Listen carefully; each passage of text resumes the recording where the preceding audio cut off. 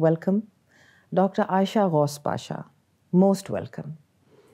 اور میں کوئی ترجیح نہیں دے رہی ہوں آپ کو ان پہ, لیکن عموماً لوگ حضرات سے شروع کرتے ہیں, لیکن میں ایک خاتون سے شروع کرنا چاہتی ہوں, بیکاز خواتین جب پبلک لائف میں آتی ہیں تو ان کو زیادہ قیمت ادا کرنی پڑتی ہے. آپ نے کراچی یونیورسٹی سے ایم اے اکنامکس کیا, پھر آپ نے پی ایچ ڈی کی ان دا سیم سبجیکٹ. اس کے بعد آپ نے اپنا ایک پالیسی تھنک ٹینک بھی شروع کیا which was funded by the Canadians and set up in Karachi. اس کے بعد آپ اپنے شوہر محترم کے ساتھ امریکہ بھی گئیں. اس دوران یہ یو این ڈی پی میں تھے اور آپ نے کنسلٹنسی وہاں کی.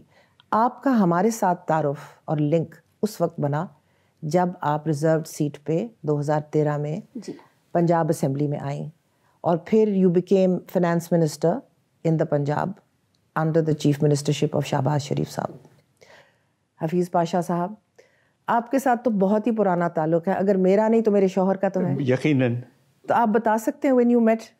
بات یہ ہے کہ سیٹھی صاحب جب وی میٹ وہ آپ کو حیرت ہوگی, یہ اس وقت کا ہے جب ہم سب انڈر گریجویٹس تھے کیمبرج یونیورسٹی. اس زمانے میں بہت زیادہ آپس میں there was a lot of unity, اور مجھے اس بات کی بے پناہ خوشی ہے کہ اسی وقت ہم سب نے دیکھا تھا کہ سیٹھی میں کیا ٹیلنٹس ہیں. And he has certainly demonstrated his talents over the last many years. Well, I also recognized his talents, which is why I married him. But much later than اس کے بہت بعد. آپ لوگوں کی تو ملاقات میرا خیال ہے لیٹ 60s میں ہوئی تھی. We were together in the late 60s in the University of Cambridge. Which college were you at? I was at Trinity. Okay, so he was at Clare. Clare. And you were both economists. Absolutely. And you both did very well. میں نے سنا ہے کہ اس سال انہوں نے بھی top کیا اور آپ نے بھی ماشاءاللہ. میں نے ٹرینٹی سے ٹاپ. اس سے پہلے محبوب الحق صاحب نے ان کو فرسٹ ایٹ ملی تھی, اور اس زمانے میں فرسٹ لینا at Cambridge University in economics was a big thing. اور اس کے بعد نجم سیٹھی صاحب نے بھی وہی معیار حاصل کیا, اور ڈاکٹر حفیظ پاشا نے بھی. ڈاکٹر صاحب, you have since then been involved with many governments, sometimes as adviser, پھر کبھی آپ فنانس منسٹر بھی رہے ہیں, اور آپ یو این ڈی پی میں اسسٹنٹ سیکرٹری جنرل بھی رہے ہیں. میں تو لے پرسن ہوں, میں کوئی اکانومسٹ تو ہوں نہیں. ہماری معیشت کو کیا ہوا ہے ڈاکٹر صاحب؟ بات دراصل یہ ہے کہ پالیسیز کے لحاظ سے پاکستان نے اپنے جو ریزروز ہیں ان کو سلیقے سے نہیں سنبھالا, اور برآمدات کو حد سے زیادہ بڑھنے دے دیا. اور اس کے نتیجے میں اب آپ کو حیرت ہوگی, ایک وقت ایسا تھا تقریباً 3 سال پہلے جب ہمارے ریزروز 17 ارب ڈالر تھے. 2021 کی بات ہے, اور ماشاءاللہ ریزروز اچھے ہو گئے تھے, مگر اس کے بعد میں ہم نے دھڑا دھڑ خرچ کر دیے. کس چیز پہ خرچ کیے ہم نے؟ زیادہ تر ہوتا ہی ہے پاکستان میں, جب ہمارے پاس پیسے زیادہ ہوتے ہیں اور کرنسی مستحکم ہوتی ہے تو جو امیر طبقہ ہے پاکستان کو, ان کو موقع مل جاتا ہے, اس کہ باہر کی چیزیں تو وہی خرید سکتے ہیں. سب سے زیادہ جو پرابلم ہے وہ یہ ہے کہ جن گھرانوں کو باہر سے پیسے ملتے رہتے ہیں, ریمیٹنسز وغیرہ, ان کے حالات تو بہتر ہو جاتے ہیں, اور باہر سے پیسہ آتا ہے یقیناً وہ کچھ اضافہ کرتے ہیں خرچوں میں. دوسری طرف ہمارے جو زمیندار ہیں, جو بڑے بڑے زمیندار ہیں جن کے پاس 100 ایکڑ کی زمین ہے ماشاءاللہ, ان کے کنڈیشنز بہت اچھے ہیں. ڈاکٹر صاحب, وہ کتنے لوگ رہ گئے ہیں پنجاب میں تو over the last 3 or 4 decade, جب پہلے بھٹو صاحب نے اصلاحات کی, اس سے پہلے ایوب خان صاحب نے اصلاحات کی, بٹ بھٹو صاحب کی اصلاحات کے بعد پنجاب میں, اور پھر اس کے بعد بتدریج کیونکہ شریعہ کے بنا پہ زمین بڑھتی چلی جاتی ہے, یہاں پر تو بڑے ذمہ دار بہت کم رہ گئے ہیں پنجاب میں.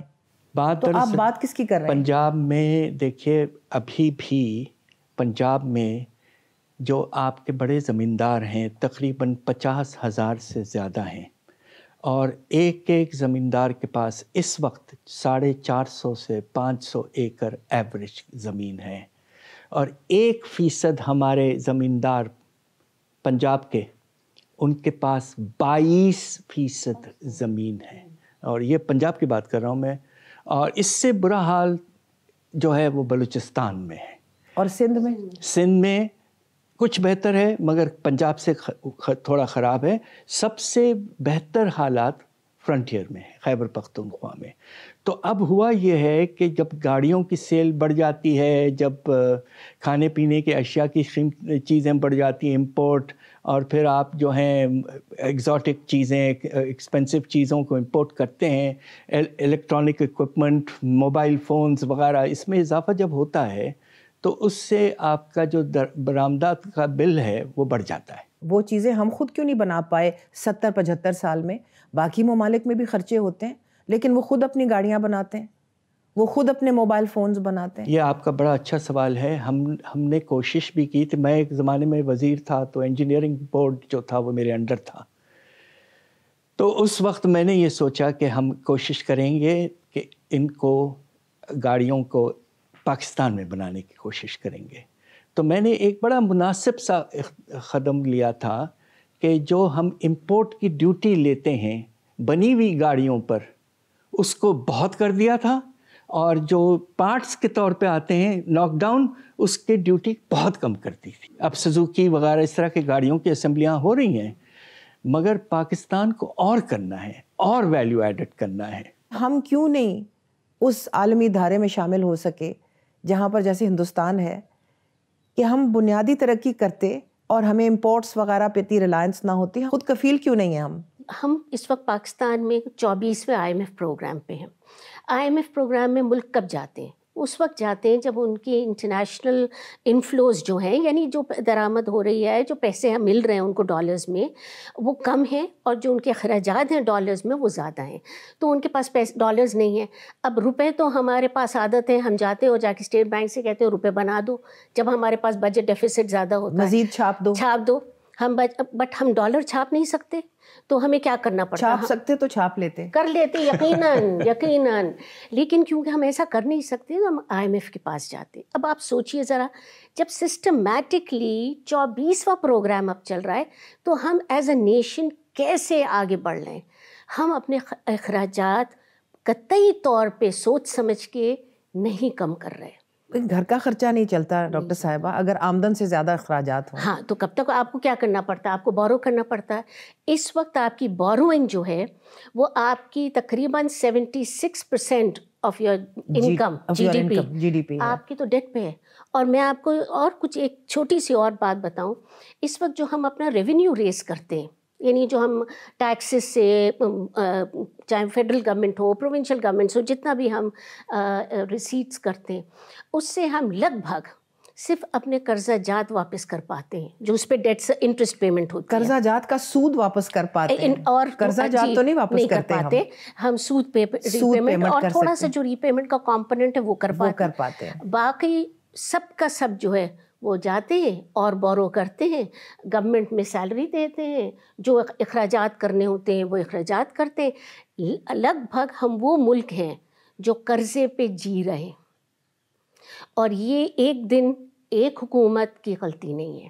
60s نے بھی کچھ بنیادیں ایسی ہلائیں ہماری، پھر اس کے بعد 70s کا ڈیکیڈ دیکھیں آپ، 80s میں ہم کہہ رہے ہیں وہ بہت اچھا ہو رہا ہے، اس نے بھی ہماری، کیونکہ اس نے کنزمپشن، لوگوں کو ایسے خرچے کی عادتیں ڈالی ہیں۔ ڈالر ڈرپ جو لگی ہوئی تھی جی اس زمانے میں، ایوب خان کے زمانے میں بازو میں ڈالر ڈرپ لگی ہوئی تھی، ضیاء الحق کے زمانے میں ڈالر ڈرپ لگی ہوئی تھی، مشرف کے زمانے میں ڈالر ڈرپ۔ تو یہ ڈالر ڈرپ مصنوعی ہوتی ہے، جب ان کے مفادات ہوتے ہیں تو ڈالر ڈرپ لگ جاتی ہے، اور پھر اس کے بعد ہم وڈرال میں چلے جاتے ہیں۔ بالکل ڈاکٹر صاحب، یہ آپ ذرا جو ڈاکٹر صاحبہ نے فرمایا ہے، میں یہاں پر آپ کو لے جانا چاہ رہی ہوں